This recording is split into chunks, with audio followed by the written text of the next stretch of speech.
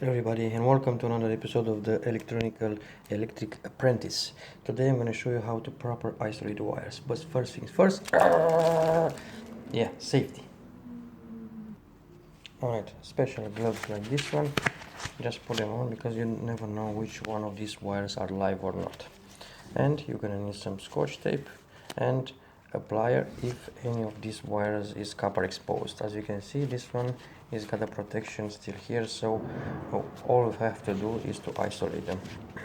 We protect by isolating first all the wire and the tip as well. The second one,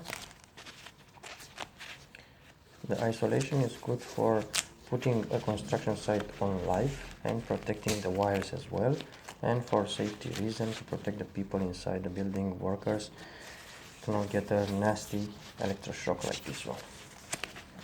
And after we have isolated the three wires, we're gonna proceed by isolate them all three together, forming a pair of isolated wire.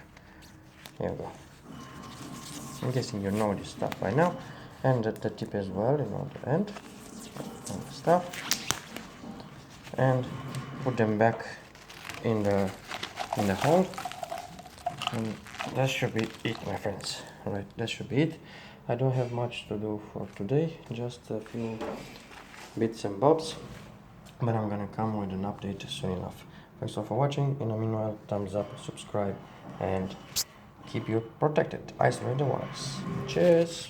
Bye bye.